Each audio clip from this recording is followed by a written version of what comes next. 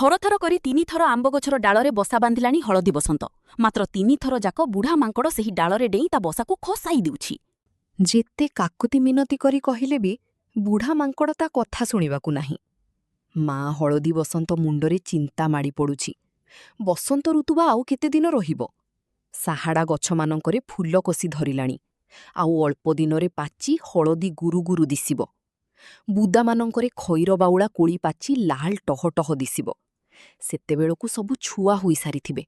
ତେବେ ସିନା ସେମାନଙ୍କ କୁନି କୁନି ଥଣ୍ଟରେ ଏସବୁ ମିଠା ପାଚିଲା କୋଳି ଆହାର ଦେବି, ଛୁଆ ସବୁ ଚଞ୍ଚଳ ବଢ଼ିଯିବେ। କିନ୍ତୁ ଏ ପରଘର ଭଙ୍ଗା ବୁଢ଼ା ମାଙ୍କଡ଼ ତ ମୂଳରୁ ବସା ରଖାଇ ଦେଉନାହିଁ। ସେ ଅଣ୍ଡା ଦେବ କେବେ, ଆଉ ଛୁଆ ଫୁଟିବ କେବେ? କୁକୁ କୁକୁ କୁକୁରୁକୁ। ପୁରୁଷ ହଳଦୀ ବସନ୍ତଟି କୁଆଡ଼ୁ ବୁଲି ବୁଲି ଆସି ମା ହଳଦୀ ବସନ୍ତ ପାଖେ ବସିଲା। ତାର ହଳଦିଆ ସୁନା ଦେହଟି ଖରାରେ ମଳିନ ଦିଶୁଥାଏ। କହିଲା, ବୁଝିଲ, ପାଖ ଆଖରେ ଆଉ କୋଉ ଗଛ ଖାଲି ନାହିଁ। ଅନ୍ୟ ଚଢ଼େଇମାନେ ସବୁ ଗଛରେ ବସା ବାନ୍ଧି ଅଣ୍ଡା ଦେଇ ସାରିଲେଣି। କେତେକ ଅଣ୍ଡା ଉଷୁମାଉଛନ୍ତି, ଆଉ କେତେକଙ୍କର ଛୁଆ ଫୁଟିଲେଣି। ଆମେ ଏବେ କ'ଣ କରିବା? ମା ହଳଦୀ ବସନ୍ତ ଦୁଃଖରେ କାନ୍ଦି ପକାଇଲା। କାନ୍ଦି କାନ୍ଦି କହିଲା, ସେହି ନିଆଁଗିଳା ବୁଢ଼ା ମାଙ୍କଡ଼କୁ ଜବତ କରିବା ପାଇଁ କ'ଣ ଏଠି କେହି ନାହିଁ? କା କା କା। ସେମାନଙ୍କର ବନ୍ଧୁ ଡାମରା କାଉ ହଠାତ୍ ଆସି ପହଞ୍ଚିଗଲା। ସବୁ ଶୁଣିସାରି ସେ କହିଲା, ତୁମେମାନେ ବଡ଼ ଭୀରୁ। ବୁଢ଼ା ମାଙ୍କଡ଼ଟାକୁ ଜବତ କରିପାରୁନହଁ? ଆମେ କାଉମାନେ କାହାରି ଅତ୍ୟାଚାର ସହିପାରୁନାହୁଁ। ଆମ ପ୍ରତି କିଏ ଖରାପ ବ୍ୟବହାର କଲେ ଆମେ ତାକୁ ଥଣ୍ଟରେ ଖୁମ୍ପି ଆଉ ନଖରେ ବିଦାରି ଅସ୍ତବ୍ୟସ୍ତ କରିଦେଉଁ। ସର୍ବସାଧାରଣ ସଭା ଉପରେ ସମସ୍ତେ ମିଶି ବଡ଼ ପାଟିରେ ତାକୁ ଗାଳି ଦେଉଁ। ତାର ଇଜ୍ଜତ ମହତ ସାରି ଦେଉଁ। ସେଥିପାଇଁ ତ ବୁଢ଼ା ମାଙ୍କଡ଼ ଆମ ବସାର ଛାଇ ମାଡ଼େ ନାହିଁ। ପୁରୁଷ ହଳଦୀ ବସନ୍ତ କହିଲା, କ'ଣ ଆଉ କରିବୁ କହ? ତାକୁ ଯେତେ ନେହୁରା ହୋଇ କହିଲୁ ସେ କ'ଣ ଶୁଣୁଛି? ଆମେ ହେଲୁ ଗାୟକ ଜାତି। ବସନ୍ତ ଋତୁରେ ଗୀତ ବୋଲିବା ଆମ କାମ। ଆମେ ତ ଆଉ ତୁମ ଭଳି ଲଢ଼ୁଆ ଜାତି ନୁହଁ। ଏହି ସମୟରେ ଆକାଶରେ ଶୁଭିଲା, ଚିରିଂ ଚିରିଂ ଚିରିଂ।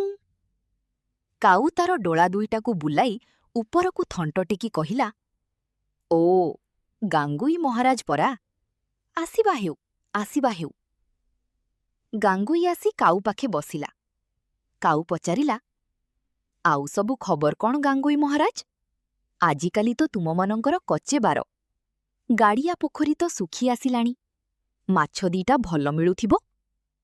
ଚିରିଂ ଚିରିଂ ଚିରିଂ। ଗାଙ୍ଗୁଇ କହିଲା, ନାହିଁ ହୋ, ମଣିଷଙ୍କ ପେଟକୁ ତ ସବୁ ନିଅଣ୍ଟ ପଡ଼ିଲାଣି। ଗାଡ଼ିଆ ପୋଖରୀରେ ଆଜିକାଲି ଚୁନା ମାଛଟିଏ ବି ମିଳିବା କଷ୍ଟକର।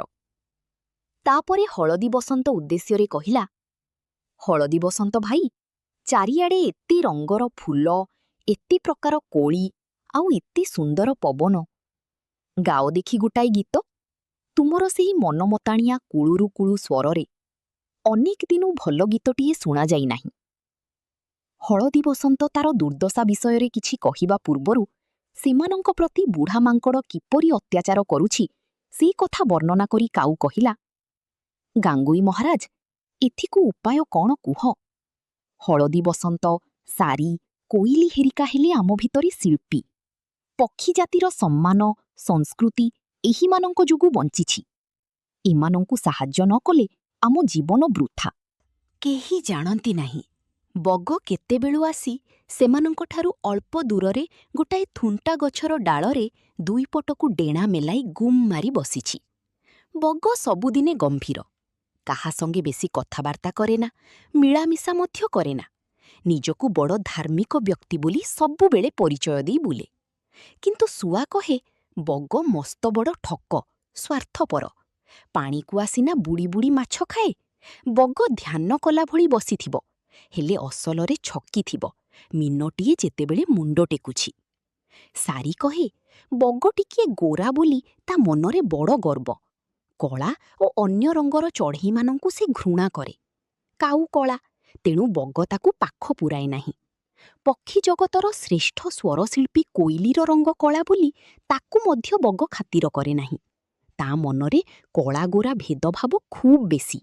କାଉ ଏଡ଼େ ପାଟିରେ କଥା କହୁଥିବା ଶୁଣି ବଗ ଆଉ ସହିପାରିଲା ନାହିଁ। ସେ ଉଦ୍ଧତ କଣ୍ଠରେ ବିଦ୍ରୂପ କରି କହିଲା, କକ୍ରୁକ୍ କକ୍ରୁକ୍। ହେ ମୂର୍ଖ କଳାକାଉ, ବେଶୀ ଗୁଡ଼ାଏ ଗରଗର ହୁଅ ନାହିଁ।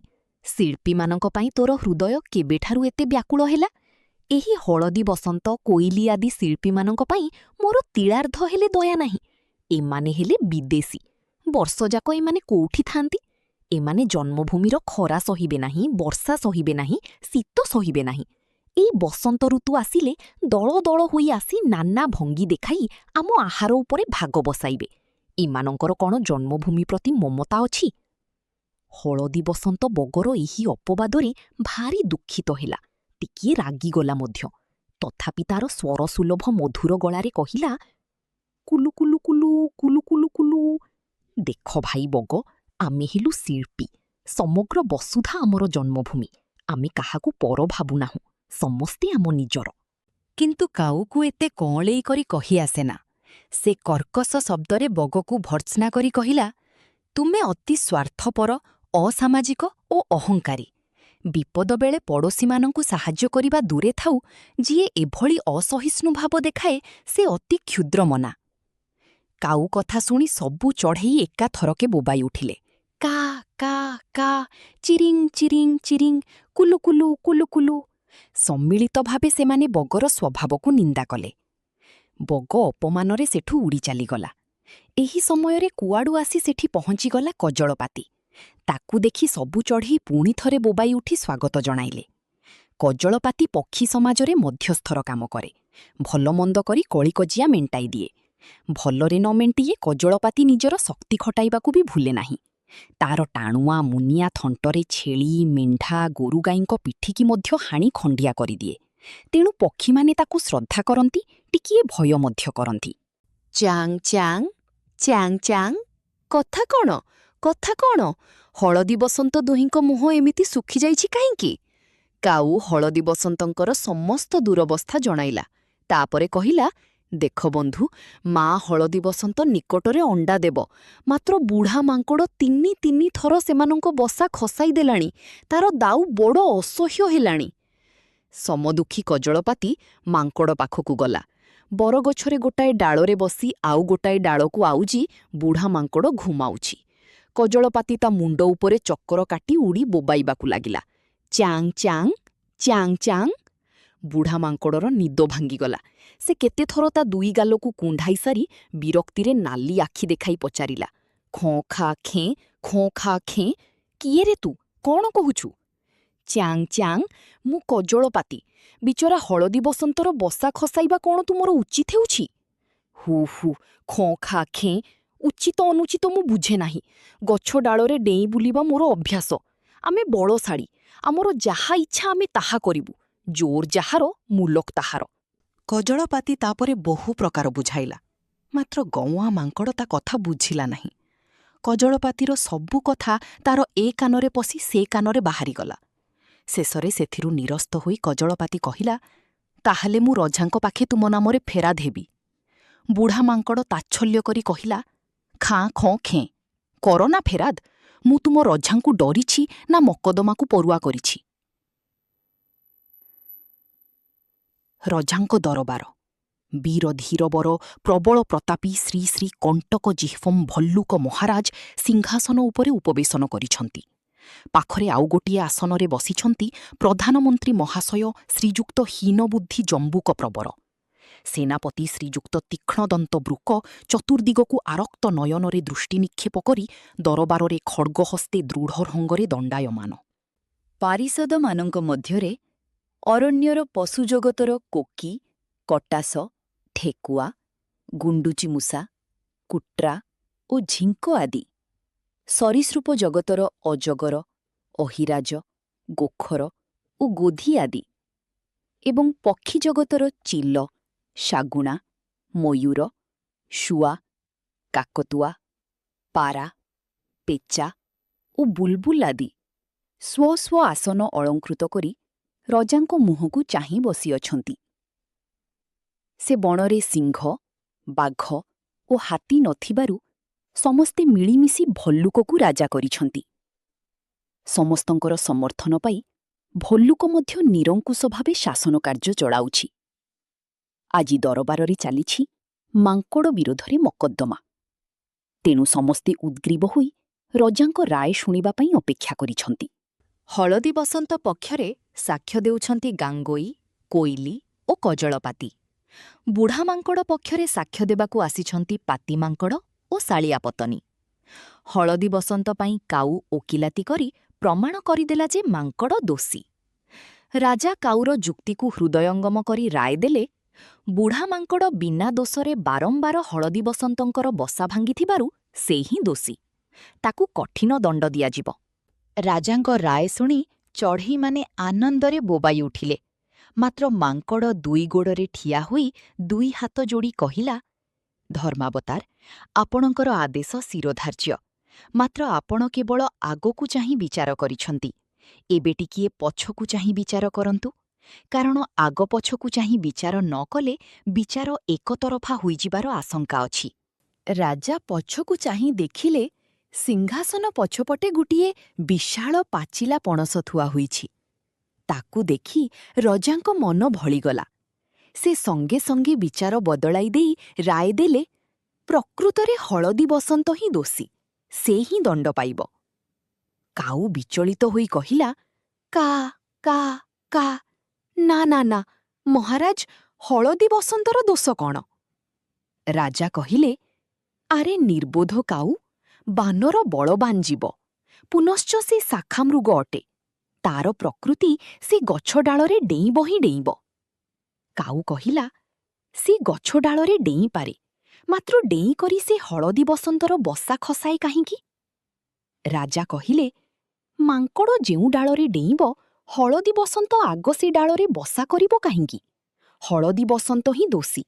ତାକୁ ଜେଲ୍ ଓ ଜୋରିମାନା ଦଣ୍ଡ ଉଭୟ ଦିଆଯିବ। ମାଙ୍କଡ଼ ମହା ଆନନ୍ଦରେ ରଜାକୁ ସଲାମ ଠୁଙ୍କି ଡେଇଁ ଡେଇଁ ଦରବାର ତ୍ୟାଗ କଲା। ଚଢ଼େଇମାନେ ନିରାଶ ହୋଇ ନିରୁପାୟ ଭାବେ ଦଳ ବାନ୍ଧି ନୀରବରେ ଫେରିଗଲେ। ରଜାଙ୍କର ହଠାତ୍ ଏପରି ବିଚାର ବଦଳିଯିବାର କାରଣ ଦୁର୍ଭାଗ୍ୟବଶତଃ ସେମାନେ ବୁଝିପାରିଲେ ନାହିଁ ଓ ବୁଦ୍ଧିମାନ କାଉ ମଧ୍ୟ ବୁଝିପାରିଲା ନାହିଁ। ସେମାନେ ଅଳ୍ପ ଦୂର ଯାଇଛନ୍ତି କି ନାହିଁ, କଜଳପାତି ଦେଖିଲା ଘରଚଟିଆ ତାର ଟିକି ଟିକି ଡେଣା ଦୁଇଟି ହଲାଇ ତୀର ବେଗରେ ତାଙ୍କ ପଛେ ପଛେ ଛୁଟିଛି। କାରଣ କ'ଣ ଜାଣିବାକୁ ସେ ଅନ୍ୟ ଚଢ଼େଇମାନଙ୍କୁ ଅପେକ୍ଷା କରିବା ପାଇଁ ନିର୍ଦ୍ଦେଶ ଦେଲା। ଘରଚଟିଆ ଅଣନିଶ୍ୱାସୀ ହୋଇଯାଉଥାଏ। ସେ କହିଲା, ଚିଂ ଚିରିଂ ଚିଂ ଚିଂ ଚିରିଂ ଚିଂ ଭାଇମାନେ, ମୁଁ ରଜାଙ୍କ ସିଂହାସନ ପଛ କାନ୍ଥ ହୁଡ଼ାରେ ବସା କରିଥାଏ। ମୁଁ ଦେଖିଛି, ବୁଢ଼ା ମାଙ୍କଡ଼ ବହୁ ଆଗରୁ ମନ୍ତ୍ରୀଙ୍କୁ ହାତ କରି ସିଂହାସନ ପଛପଟେ ଗୋଟାଏ ପଣସ ଲାଞ୍ଚ ସ୍ୱରୂପ ରଖିଦେଇଥିଲା। ଲାଞ୍ଚ ପାଇ ରଜା ଏପରି ବିଚାର ବଦଳାଇ ଦେଲେ। କାଉ ଏକଥା ଶୁଣି ବଡ଼ ଉତ୍ତ୍ୟକ୍ତ ହୋଇଗଲା। କା କା ରଢ଼ିରେ ସେ ଚଉଦିଗ କମ୍ପାଇଦେଲା। ତା ରଢ଼ି ଶୁଣି ଶହ ଶହ କାଉ, କଜଳପାତି, ଚିଲ ଓ ଶାଗୁଣା ଆଦି ପକ୍ଷୀ କୁଆଡ଼ୁ ଉଡ଼ି ଆସି ଜମା ହୋଇଗଲେ। ସେମାନେ ଏକାଠି ବସି ସ୍ଥିର କଲେ, ସମସ୍ତେ ମିଶି ଏପରି ଲାଞ୍ଚୁଆ ରାଜା ଓ ମନ୍ତ୍ରୀଙ୍କୁ ଆକ୍ରମଣ କରିବେ ଓ ସିଂହାସନରୁ ତଡ଼ିଦେବେ। ପକ୍ଷୀ ବାହିନୀ ଛୁଟି ଆସିଲେ ରାଜାଙ୍କ ଅଭିମୁଖରେ। ସଭାରେ ଆଗରେ ଥାଏ ଶଙ୍ଖଚିଲ। ସେ ଶଙ୍ଖ ଫୁଙ୍କୁଥାଏ, କି ଇ ଇ କି ଇ ଇ। ତା ପଛକୁ ଡାମରା କାଉ ଓ ତାର ଶତ ଶତ କୁଆ ବାହିନୀ, ତା ପଛକୁ ଶହ ଶହ କଜଳପାତି ଓ ତା ପଛକୁ ଦଳକୁ ଦଳ ଅନ୍ୟାନ୍ୟ ପକ୍ଷୀ। ସମସ୍ତେ ଏକାବେଳକେ ରଜାଙ୍କ ନଅର ଭିତରେ ପଶିଗଲେ।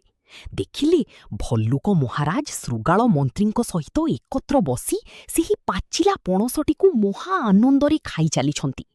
ଗୁଣ୍ଡୁଚି ମୂଷା ମଞ୍ଜି ବାହାର କରି ଖୋସାଟିମାନ ବଢ଼ାଇ ଦେଉଛି ଶୃଗାଳ ମନ୍ତ୍ରୀକୁ, ଆଉ ସ୍ୱୟଂ ବୁଢ଼ା ମାଙ୍କଡ଼ ଗୋଟି ଗୋଟି କରି ପଣସ ଖୋସା ବଢ଼ାଇ ଦେଉଛି ଭଲ୍ଲୁକ ମହାରାଜଙ୍କ ପାଟିକୁ। ପକ୍ଷୀମାନେ ଏ ଦୃଶ୍ୟ ଦେଖି ଆହୁରି ରାଗିଗଲେ ଏବଂ ମହା କୋଳାହଳ କରି ସମ୍ମିଳିତ ରାଜା, ମନ୍ତ୍ରୀ ଓ କର୍ମଚାରୀମାନଙ୍କୁ ଖୁମ୍ପି ଲାଗିଲେ। କୁଆମାନଙ୍କର ଥଣ୍ଟର ଆଘାତରେ ବୁଢ଼ା ମାଙ୍କଡ଼ ଖଣ୍ଡିଆ ଖାବରା ହୋଇଗଲା। ଶୃଗାଳ ଯେତେ ଲୁଚିଲେ ମଧ୍ୟ ଚିଲମାନଙ୍କ ଆକ୍ରମଣରୁ ରକ୍ଷା ପାଇପାରିଲା ନାହିଁ। ଶେଷକୁ କଜଳପାତି ଝପଟିଲା ଭଲ୍ଲୁକ ମହାରାଜଙ୍କ ଉପରକୁ। ତାଙ୍କର ମେଦୁଆ ଦେହ ଅଳ୍ପ କାଳ ମଧ୍ୟରେ ଲହୁଲୁହାଣ ହୋଇଗଲା। ସମ୍ମିଳିତ ପକ୍ଷୀମାନଙ୍କର ଆକ୍ରମଣ ଆଗରେ ରାଜା, ମନ୍ତ୍ରୀ ଓ ବୁଢ଼ା ମାଙ୍କଡ଼ କେହି ତିଷ୍ଠି ପାରିଲେ ନାହିଁ। ସେମାନେ ନଅର ଛାଡ଼ି ପ୍ରାଣ ବିକଳରେ ବଣ ଭିତରକୁ ପଳାଇଲେ। ରାଜାଙ୍କ ଅନ୍ୟାୟ ଶାସନର ଅନ୍ତ ଘଟିଲା। ଚଢ଼େଇମାନେ ପୁଣି ଥରେ ଏକାଠି ହୋଇ ହଳଦୀ ବସନ୍ତ ପାଇଁ ଗୋଟିଏ ସୁନ୍ଦର ଓ ସୁରକ୍ଷିତ ବସା ତିଆରି କରିଦେଲେ। ମା ହଳଦୀ ବସନ୍ତ ନିଶ୍ଚିନ୍ତରେ ସେଠାରେ ଅଣ୍ଡା ଦେଲା। କିଛିଦିନ ପରେ କୁନି କୁନି ଛୁଆଙ୍କ କୁରୁଳୁକୁଳୁ ଶବ୍ଦରେ ବଣଟି ପୁଣି ଉଛୁଳି ଉଠିଲା। ଏହା ହିଁ ଥିଲା ପକ୍ଷୀମାନଙ୍କର ଏକତା ଓ ସାହସର ବିଜୟ, ଅର୍ଥାତ୍ ବିହଙ୍ଗ ବିପ୍ଳବ। ମହାପାତ୍ର ନୀଳମଣି ସାହୁଙ୍କ ଏହି ସୁନ୍ଦର କାହାଣୀଟି ଏଇଠି ଶେଷ ହେଲା। ଏକତା କିପରି ଅନ୍ୟାୟ ବିରୋଧରେ ଜିତିପାରେ ତାହା ଏହି ଗପରୁ ଶିଖିବାକୁ ମିଳିଲା। ଯଦି ଭିଡିଓଟି ଭଲ ଲାଗିଥାଏ ତାହେଲେ ଲାଇକ୍ କରନ୍ତୁ ଆଉ ଏହିଭଳି ଭିଡିଓ ଦେଖିବା ପାଇଁ ଆମ ଚ୍ୟାନେଲକୁ ସବସ୍କ୍ରାଇବ୍ କରନ୍ତୁ। ଧନ୍ୟବାଦ।